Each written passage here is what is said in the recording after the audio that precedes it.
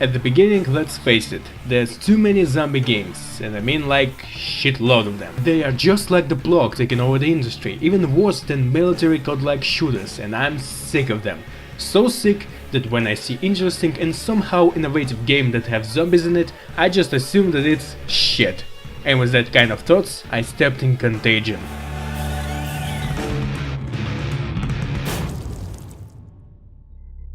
Although my expectation was another zombie generic pile of smoking shit. This game is really good. Not at everything, but there's no perfect games. Why is it good? Well, it's hard to say.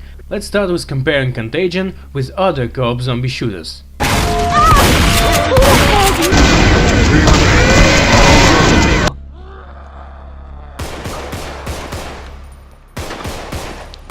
Can you feel it?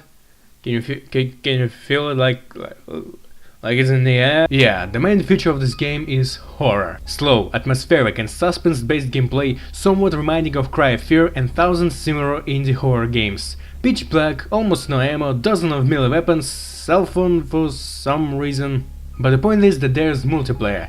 This is however opens up the main flaw of this game mode called Escape, that is co-op campaign. In 2 words, it sucks. It's just like playing one of the mentioned early indie horror games with other players, but every bad thing that can be made is here. Absolutely no plot, lots of backtracking to find items for stupidly simple tasks that don't even need more than one player. I don't know if Contagion at some point was a single player horror, but even then it wouldn't suck less. Next game mode called Extraction, and this is where things started to get more interesting. Players spawn at map given a random but always weak weapons. Somewhere on this map is AI survivors that you need to find, protect and rescue. Your cell phone here working as GPS showing the way you need to go and where everybody is. When you or one of your smart teammates are entering the house, zombies start storming the place. You have 2 things that can help you at this point. Nail pistol with planks, and new commanding skills to get the survivors at safe room. You can tell them to wait and follow, like the Resi 4, you know. When you're done with defending the place, you need to convoy survivors to the closest chain fence, where they derp their way over it and give you some weapons and ammo. That will be instantly salvaged by the other players. And then repeat until you save every last survivor or all of them get killed by the zombies. By the way, the zombies! This is another good thing in comparing to the other games, and yes, I'm totally sane when I'm saying it. Those bastards are slow and hard, just like they supposed to be. They require more effort to kill them, even when they're just one. Unlike the other game where they're just a cannon fodder that's so easy to kill, the developers have to add game-breaking zombie bosses. By the way, there's none of this a fucking gold. Another good thing, that everything made to make zombies more threatening.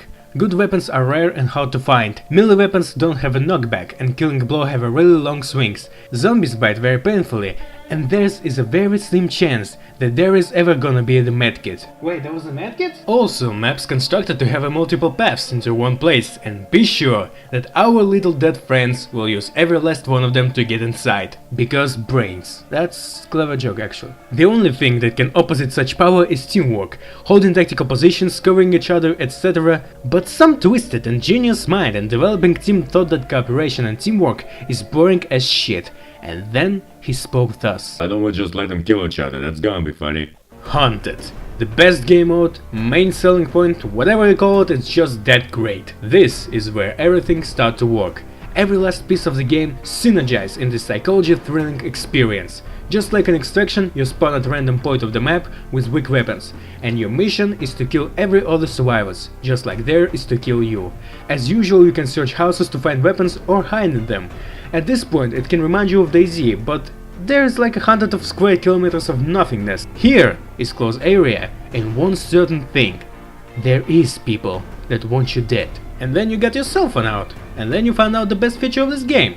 In this mode, your phone doesn't have the GPS, instead it's showing that there is no devices. You think, well, whatever, put it down in your pocket and walk further. And then it rings. After shitting your pants, you take your phone again and see the nickname of one of the players. You press it and you hear phone ringing somewhere behind you. To make it simple, When you get close to the other players, you can call them to find out where they are, but they also can do this for you. And then psychology happens. You can lead the enemy into the house and set a trap on him. You can ping the shit out of Camper to make him nervous and caught him off guard. You can lure the enemy and try to flank him, and the best part, that they can do the same. But this description is about only 2 players. What happens when a third one showed up? Holy balls, everything will change. Using them to kill each other, make one of them to bait other, or simply using their confrontation to escape. But hey, did I say 3 players? How about 8? You can team up with somebody to kill everybody else and then finish him off in the end, or you can get backstabbed in the process. The possibilities is almost endless. And don't forget about playable zombies. Wait a second, there's a playable zombies? When one of the players died, they didn't drop out from the game. Instead, they respawn as the Walking Dead that looks just like the regular zombies. But they have a couple of abilities. Roar to gather AI zombies, Chokehold to disable the survivors, Mimic to hide themselves as regular zombies, and Human Mind to use all of them and bring death and destruction. One of the awesome things in this game, that even after your death, you still have your phone. And if you die in your afterlife 3 more times, you'll respawn as spectator in body of cockroach. I don't know whose idea that was, but it's fucking priceless. So there you have it. Contagion is unbelievably awesome and a really interesting project that has some strong points to survive in the world full of zombie games.